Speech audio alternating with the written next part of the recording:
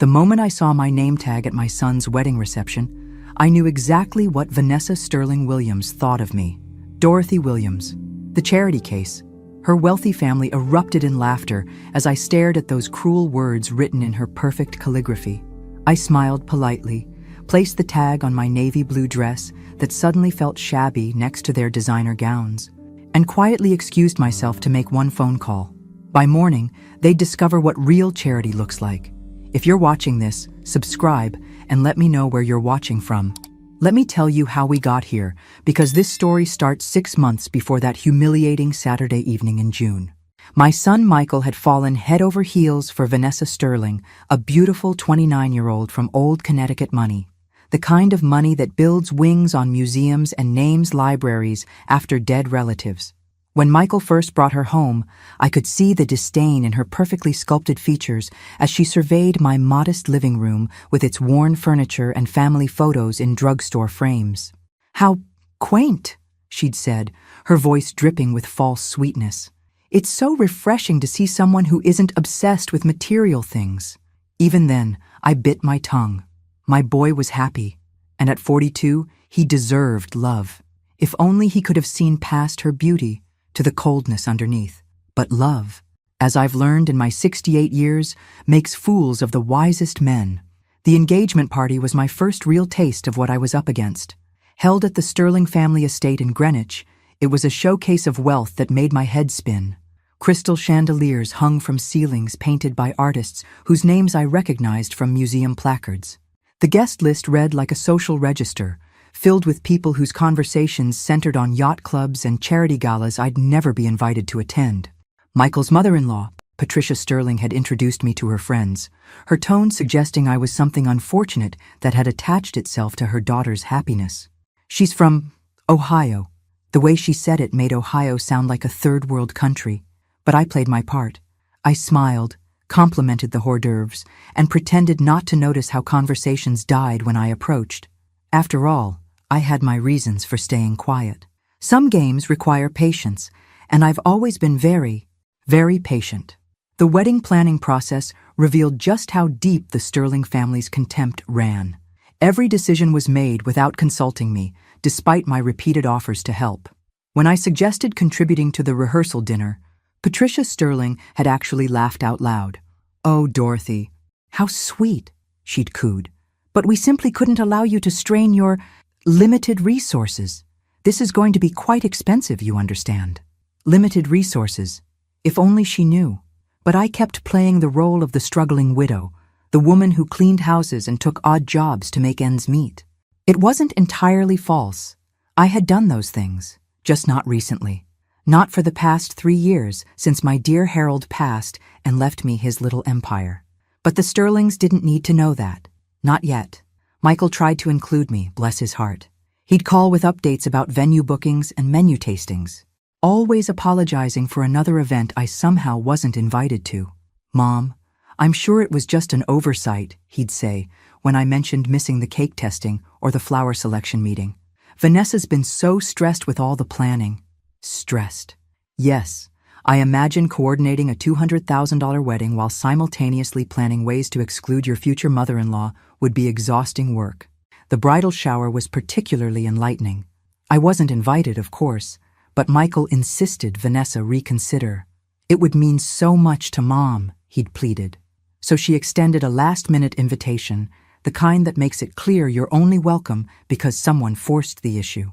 I arrived at the country club bearing a modest gift, a simple crystal vase from Macy's. Nothing too expensive for someone in my supposed financial situation. The other gifts were works of art, Hermes scarves, Tiffany jewelry, silk lingerie that cost more than most people's rent. When Vanessa opened my gift, she held it up with the same expression you'd use for roadkill. "How practical," she announced to the room. "Every bride needs something from the discount store." The laughter that followed wasn't kind. It was the sound wealthy people make when they encounter something beneath their notice. But I just smiled and sipped my champagne, making mental notes about each woman's face. Each cruel chuckle. Information, I've learned, is far more valuable than pride. The wedding day dawned perfect. Cloudless sky, gentle breeze, the kind of weather that photographers dream about. The Sterling estate had been transformed into something from a fairy tale, with white roses climbing trellises and string quartets positioned throughout the gardens. It was beautiful, I'll give them that. Money, whatever its source, can certainly buy beauty. I'd chosen my outfit carefully, a navy blue dress from Nordstrom Rack, simple but elegant. Nothing that would upstage the bride or draw unwanted attention from the wedding photographer. I wanted to blend in, to be forgettable. Sometimes the best revenge starts with being underestimated. The ceremony was lovely, watching Michael's face as Vanessa walked down the aisle in her $15,000 Vera Wang gown. For a moment, I almost forgot my purpose, almost let myself believe that maybe I'd misjudged her, that love might soften her sharp edges. Then she caught my eye during the ring exchange and gave me a look that could freeze champagne. The reception was where everything unraveled. I'd found my table, number 12 naturally, tucked away near the kitchen doors with Michael's college roommates and their wives, not with family. Family was at table 1, where the Sterlings held court like royalty receiving subjects, but I didn't mind. Better positioning for what was coming. That's when I saw it. The name tags at each place setting, written in Vanessa's perfect calligraphy. Most were simple: Patricia Sterling, James Sterling, Michael Williams. But mine read, Dorothy Williams, the charity case. The breath caught in my throat. Not from hurt. I'd expected cruelty. From the sheer audacity of it. She'd actually put it in writing, this woman who would soon discover that charity is a two-way street. Oh my goodness, Patricia Sterling gasped as she noticed my tag, her hand flying to her throat in mock horror. Vanessa. Darling, surely this is some kind of mistake. But Vanessa's smile was razor sharp. No mistake at all. I thought honesty was important in family relationships.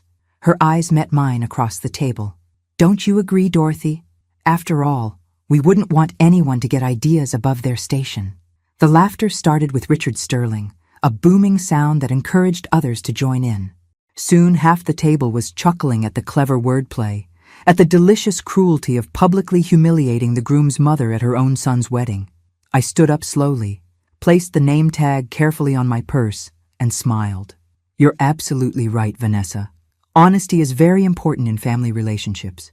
I think it's time for some honesty all around. Then I walked away.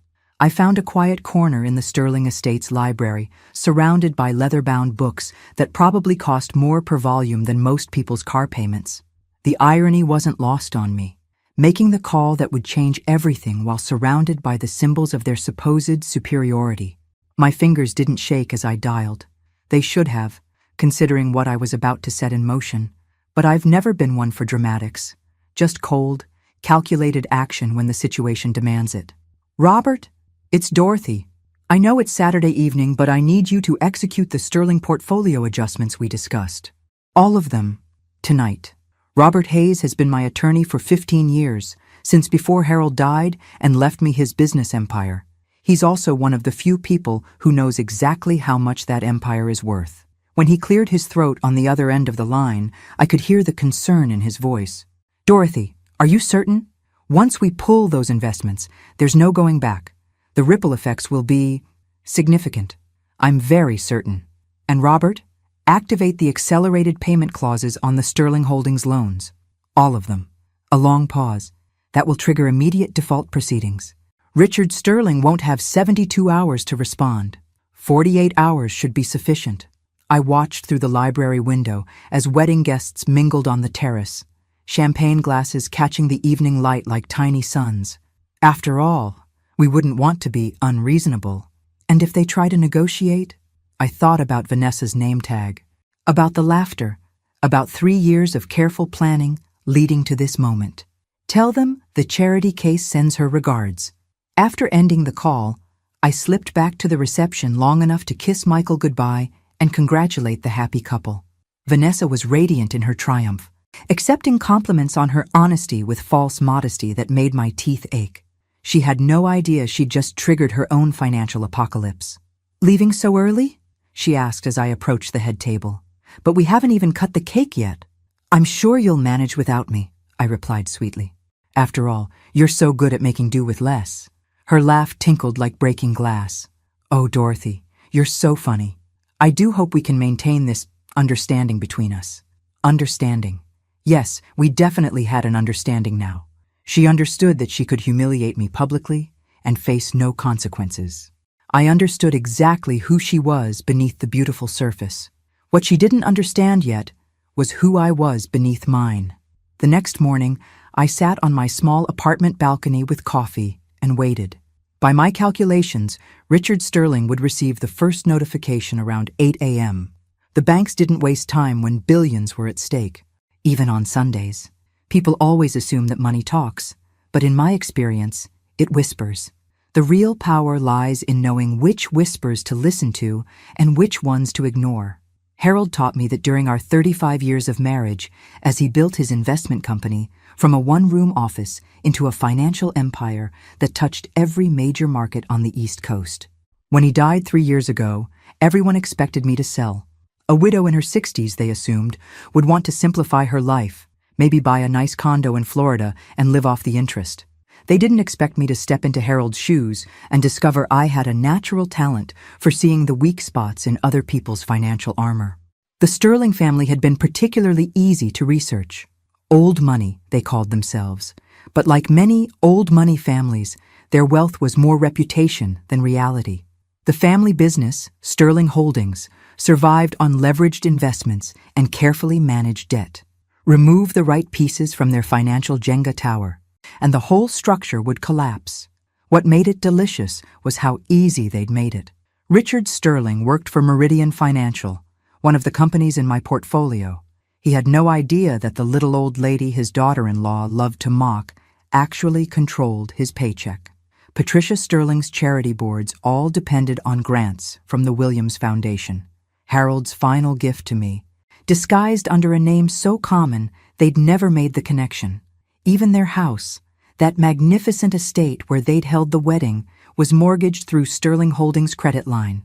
A credit line that, as of 8 a.m. this morning, would be in default. My phone buzzed at 8:17 a.m. Michael. Mom? I just got the strangest call from Vanessa. She's crying about some kind of financial emergency. Her dad got calls from lawyers this morning, something about investments and loan defaults. Do you know anything about this? I sipped my coffee, watching a cardinal build its nest in the oak tree outside my window. How would I know anything about their financial affairs, sweetheart? I'm just the charity case, remember? Mom, please. This isn't the time for jokes. Vanessa's really upset. She's saying her family might lose everything. That doesn't seem possible. They're loaded. Are they? I asked gently. Or do they just spend like they are? What's that supposed to mean? It means, Michael, that sometimes what appears to be wealth is actually just very expensive debt, and sometimes the people you think are powerless turn out to be holding all the cards. A long silence on the other end. Mom, what did you do? I smiled, thinking about Vanessa's name tag tucked safely in my purse. I made a phone call. By noon Sunday, my quiet apartment had become mission control for watching the Sterling family's world crumble. I'd spent years learning to read financial reports the way some people read mystery novels, and the Sterling Holdings portfolio was a page-turner. Robert called with updates every hour. The morning was just the beginning, he reported during his third call. Meridian Financial is reviewing all employees with potential conflicts of interest. Richard Sterling's position is precarious. And the house? Foreclosure proceedings will begin Tuesday unless they can produce $2.3 million by end of business tomorrow. Given their current liquidity crisis, that seems unlikely. I'd done my homework thoroughly. Over the past 6 months, while playing the role of humble mother-in-law, I'd quietly acquired controlling interests in everything the Sterling family depended on. Not directly, of course. That would have been traceable. Through shell companies, investment partnerships, and carefully structured trusts that would have taken a forensic accountant months to unravel. The beauty was in the timing. Wedding expenses had already stretched their credit lines to the breaking point. The $200,000 ceremony that was meant to display their wealth had actually been funded by borrowed money they couldn't afford to borrow. All I'd done was call in those loans simultaneously, like pulling multiple foundation blocks from a house of cards. My phone rang again. Michael, sounding increasingly desperate. Mom, Vanessa's parents are freaking out. They're talking about selling the house, firing their staff, Canceling the country club memberships. Her dad might lose his job. What kind of phone call could possibly cause all this? The kind that happens when someone mistakes kindness for weakness, I said. When they forget that quiet people often have the loudest voices when they choose to use them. This is about the name tag, isn't it? Mom, I saw it. I confronted Vanessa about it last night. She said it was just a joke. A joke. I repeated the word slowly, tasting its bitterness. Yes, I imagine she did think it was funny. Right up until this morning. Can't you undo whatever you did? Vanessa's beside herself. She's talking about how this will ruin their reputation. How they'll never recover from the shame. Shame. Now there was an interesting word choice. And what about my shame, Michael? What about the shame of being publicly humiliated at my own son's wedding by a woman who's never worked a day in her life? She was wrong. I know that. But destroying her family seems extreme. I stood up, pacing to my small kitchen, where Harold's picture still sat on the counter. He'd taught me many things, but the most important lesson was this. Respect is not given. It's earned. And sometimes it has to be taken.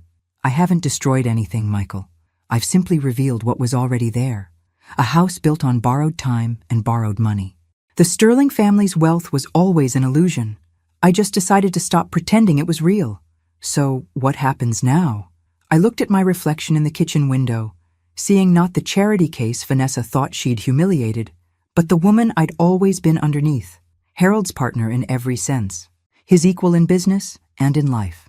Now we see whether your wife is interested in learning about actual charity, because if she wants her family's situation to improve, she's going to need some help. And as she so eloquently pointed out yesterday, I'm apparently in the charity business. Monday morning brought what I'd been waiting for. A phone call from Vanessa herself. Her voice was different now, stripped of its usual arrogance and replaced with something I'd never heard from her before. Desperation. Dorothy, I need to speak with you. Could we meet for coffee? Of course, dear, I said sweetly. I always have time for family, even family who thinks I'm a charity case. The silence on the other end was telling. About that, she began, but I cut her off. Let's meet at Marlowe's Diner on 5th Street. 1 o'clock. I assume you know where it is. It's not exactly your usual scene, but I'm sure you'll manage. Marlowe's was perfect for what I had planned. A working-class diner where a woman in designer clothes would stand out like a peacock in a chicken coop. When Vanessa arrived at exactly 1 o'clock, she was almost unrecognizable. Gone was the perfectly styled hair and flawless makeup. She looked like she'd aged 5 years overnight, her eyes red-rimmed from crying. Thank you for meeting me, she said, sliding into the cracked vinyl booth across from me. Her hands shook as she picked up the laminated menu. I don't know what to order. I've never eaten at a place like this. The meatloaf special is excellent, I suggested. Very affordable. I imagine that's important to you now. She flinched at the word affordable, but nodded. When the waitress came over, a tired-looking woman about my age named Dolores, Vanessa could barely make eye contact. Interesting how wealth affected confidence. So, I said after we'd ordered, what can I do for you, Vanessa? She took a shaky breath. My father's going to lose his job. We might lose the house. Everything's falling apart and I don't understand how this happened so fast. These things rarely happen fast. Lee? Dear. They build up over time, like water behind a dam. Eventually, something gives way, and it all comes crashing down at once. Can you help us? The words came out strangled, like they physically hurt to say. I stirred sugar into my coffee, taking my time. Help you? I'm just the charity case. Remember? What could someone like me possibly do for someone like you?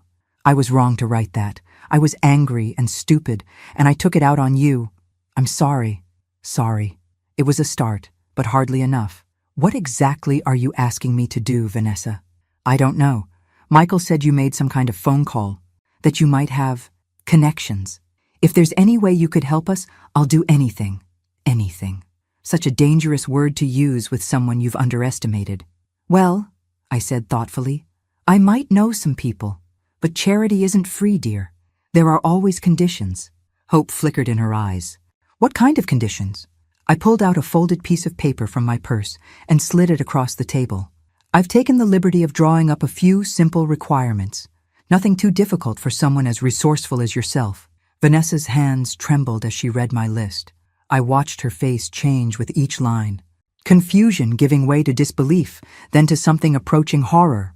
You want me to work as a cleaning lady? For 6 months? Not just any cleaning lady, I corrected. You'll work for Sunshine Cleaning Service, the same company I worked for before Harold died. Mrs. Patterson runs a good business. She'll teach you what honest work looks like. But I've never cleaned anything in my life. We've always had staff for that. Then you'll learn. Education is so important, don't you think? I sipped my coffee, enjoying the way she was processing this reversal of fortune. The second condition is that you'll volunteer at the homeless shelter every Saturday for the next year. Serving meals, cleaning toilets, whatever they need. A homeless shelter? Her voice was barely a whisper. The very same one your mother's charity board pretends to support but has never actually visited. You'll get to meet the people you've been helping from a distance all these years. She kept reading, her face growing paler with each requirement. You want me to live in your apartment building? In a studio unit? Just until you can afford something better on your cleaning lady salary. It's a nice building. I live there myself, remember? Though I suppose you'll be seeing quite a bit more of it than you expected. The meatloaf special arrived, giving Vanessa a moment to compose herself. She pushed the food around her plate without eating, clearly struggling to process what was happening to her world. And if I agree to all this? She asked finally. You'll help my family? I'll make some phone calls, see what can be done about those pesky loan defaults. Maybe even put in a good word for your father at his company. I paused, watching her carefully. Though I should mention, I have some influence at Meridian Financial. More than you might expect from a charity case. Something flickered in her eyes. The first hint that she was beginning to suspect there was more to me than she'd assumed. What kind of influence? I smiled mysteriously. The kind that comes from knowing the right people. Your father works in the acquisitions department, doesn't he? Handles major corporate buyouts? Yes, but I don't see what that has to do with... Oh, I think you'll find it has everything to do with your current situation. You see, Vanessa, companies like Meridian don't just lose money overnight unless someone very powerful decides they should. The fork slipped from her fingers, clattering against her plate. What are you saying? I'm saying that perhaps you should have asked more questions about your new mother-in-law before deciding to humiliate her at a public event. Background research is so important in business relationships. She stared at me like she was seeing me for the first time. Who are you? I'm exactly who I've always been. The woman who raised your husband to be a good man. The woman who's watched you treat him like an accessory to your social status. The woman who's about to give you a choice that will determine your family's future. I reached across the table and tapped my list of conditions. You have 24 hours to decide. Accept my terms and I'll consider helping your family. Refuse, and by Friday, you'll be learning exactly what real charity looks like when you're on the receiving end. Tuesday evening brought an unexpected visitor to my small apartment. Richard Sterling stood in my doorway, looking like a man who'd aged a decade in 3 days. His usually perfect appearance was disheveled. Wrinkled shirt, unshaven face, the hollow look of someone who'd discovered his entire world was built on quicksand. Mrs. Williams, I hope you don't mind me coming by unannounced. I got your address from Michael. Not at all, Mr. Sterling. Please, come in. I stepped aside, watching as he took in my modest living space. The same eyes that had looked through me at his daughter's engagement party now catalogued every detail with desperate attention. Can I offer you coffee? I'm afraid I don't have the expensive brands you're accustomed to. Coffee would be fine. He settled heavily into my small dining chair, looking completely out of place among my thrift store furniture and discount store decorations. While I prepared the coffee, he cleared his throat several times, obviously struggling with how to begin. Finally, as I set his cup down, he spoke. I know what you did. Do you? I sat across from him, genuinely curious. What exactly do you think I did? You orchestrated everything. The loan defaults, the investment withdrawals, even my position at Meridian being under review. Someone with serious financial power decided to destroy my family, and the timing suggests it was you. I had to admire his directness. Desperation had stripped away his social pretenses, leaving behind a more honest version of himself. That's quite an accusation, Richard. What makes you think someone like me would have that kind of power? Because I spent all night going through the corporate structures of the companies that pulled their support. Shell companies, investment partnerships, holding trusts, all very sophisticated financial instruments, and all leading back to one source of funding, which is the Williams Foundation, Harold Williams Foundation, the same Harold Williams who built Meridian Financial from nothing and sold it to Sterling Holdings' parent company 15 years ago. The silence stretched between us as I sipped my coffee. So he'd finally done his homework. Better late than never, I suppose. Harold Williams, I said slowly, was my husband. Richard's face went white. You're Dorothy Williams, the Dorothy Williams, Harold's widow who inherited everything. Yes. I set down my cup with deliberate care, including controlling interest in the parent company that owns Sterling Holdings, including the investment firm that handles your family's portfolio, including, as of last year, 60% ownership in Meridian Financial itself. The coffee cup slipped from his hands, shattering against my linoleum floor. You've been playing us from the beginning. Playing you? No, Richard. I've been watching you, testing you, seeing what kind of people my son was marrying into. I stood up, getting paper towels to clean up the spilled coffee. The results were illuminating. The engagement party, the wedding planning, all those times you seemed so meek and accommodating. I was gathering information, learning about your family's character, your true financial situation, your values. I knelt to clean up the broken ceramic. Do you know what I discovered? He shook his head, apparently beyond words. I discovered that your daughter wrote charity case on my name tag at her own wedding, that your wife introduced me to her friends as something embarrassing she had to tolerate, that your entire family found it amusing to mock a woman they believed was powerless. I stood up, disposing of the broken pieces in my small trash can. But most interesting of all, I discovered that none of you ever asked who I really was. You saw what you expected to see and never looked deeper. What do you want from us? For the first time in our conversation, I smiled. I want you to understand what charity really means, Richard. It means helping someone who can't help themselves. Someone powerless who needs assistance from someone with power.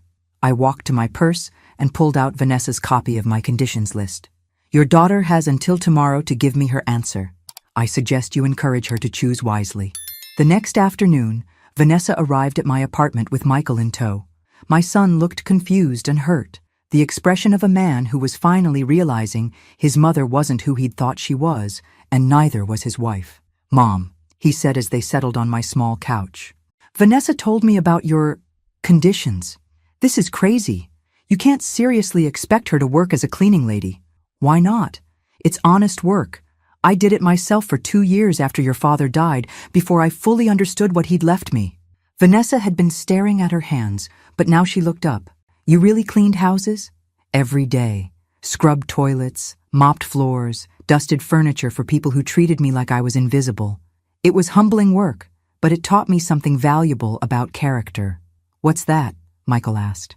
It taught me that how you treat people you think are beneath you reveals everything about who you really are. I looked directly at Vanessa. Your mother-in-law, the charity case, has been cleaning up other people's messes her whole life. The only difference now is that she has the power to choose whose messes she's willing to clean up. Vanessa's voice was barely audible. I accept your conditions. Michael started to protest, but she held up her hand. No, Michael. She's right. I've been terrible to your mother, and I need to make it right. If working as a cleaning lady and volunteering at a homeless shelter is what it takes, then that's what I'll do. And the apartment? I asked. Leaving your comfortable life to see how the other half lives? I'll do it all. Tears were streaming down her face now. I was wrong about everything. I thought money made me better than other people, but I was just hiding behind my parents' wealth. When it was gone, I realized I don't know how to do anything useful. I studied her face, looking for signs of deception, but saw only genuine remorse and fear. This isn't a punishment. Vanessa, it's an education. You're going to learn skills that money can't buy: empathy, humility, the satisfaction of honest work. And you'll really help my family if I do this? I'll do more than help them. I'll restore everything they've lost and more. Your father will keep his job at Meridian. In fact, he'll receive a promotion. Your parents' house will be saved. The family reputation will be rebuilt stronger than before. Michael looked stunned. How can you promise all that? I walked to my small desk and pulled out a folder I'd been saving for this moment. Because I own the companies involved. All of them. Your mother-in-law isn't just wealthy, Michael. She's one of the most powerful women in American finance. Harold built an empire, and when he died, he left it all to me. I spread the documents across my coffee table. Corporate ownership papers, bank statements, investment portfolios. The numbers were staggering enough to make Michael sink back into his chair. The Williams Foundation controls over $12 billion in assets. I have majority stakes in 17 major corporations, including Meridian Financial, Sterling Holdings parent company, and most of the banks that were threatening foreclosure. Vanessa was staring at the papers like they were written in a foreign language. You could have stopped all this any time. Of course I could have. But then, how would you have learned what really matters in life? This was all a test? I nodded. The most important test you'll ever take. And you failed it spectacularly when you wrote charity case on my name tag. But failure doesn't have to be final. Vanessa, sometimes it's just the beginning of real education. Michael was shaking his head in amazement. Mom, why didn't you ever tell me about any of this? Because I wanted you to love me for who I am, not what I own. Money changes people, Michael. It makes them see dollar signs instead of human hearts. I needed to know that my family loved Dorothy the person, not Dorothy the billionaire. I looked at both of them, sitting on my discount furniture in my modest apartment. Now you understand why I live simply, why I choose to drive a 10-year-old car and shop at discount stores. Real wealth isn't about what you spend. It's about having the power to help people and the wisdom to know when they deserve it. 6 months later, I stood in the lobby of Meridian Financial, watching Vanessa scrub the marble floors. Her once perfect manicure was gone, her hands rough from honest work. She wore the blue uniform of Sunshine Cleaning Service with something I'd never seen from her before: pride. Mrs. Williams, she said, looking up from her work. I didn't expect to see you here. I had a board meeting upstairs. Thought I'd check on how you're adjusting to your new life. She sat back on her heels, wiping sweat from her forehead. It's hard work, but I'm learning things I never knew about myself. Did you know I'm actually good with my hands? Mrs. Patterson says I have a natural talent for detail work. I'm not surprised. You always had an eye for perfection. You just needed to apply it to something meaningful. Over the past 6 months, I'd watched Vanessa transform. The shallow socialite who'd humiliated me at her wedding had gradually disappeared, replaced by someone who understood the value of work, the dignity of service, and the importance of treating everyone with respect. How are things at the homeless shelter? Her face lit up. Another change I'd never seen before. Amazing. There's this little girl, Maria, who comes in with her mother every Saturday. She's teaching me Spanish and I'm helping her with her homework. I never realized how much I could learn from people I used to think were beneath me. And the apartment? Small but comfortable. I'm actually going to be sorry to leave it when my 6 months are up. She paused, studying my face. That is, if you're really going to hold up your end of the bargain. Oh, I think you'll find I'm very good at keeping promises. I reached into my purse and pulled out a sealed envelope. Your father's promotion was announced this morning. Senior Vice President of Acquisitions, with a significant salary increase. Her hands shook as she opened the envelope and read the official letter. How did you? I told you, dear. I own the company. Your parents' house is also being transferred into a family trust that will ensure it can never be lost to creditors again. Consider it my wedding gift to you and Michael.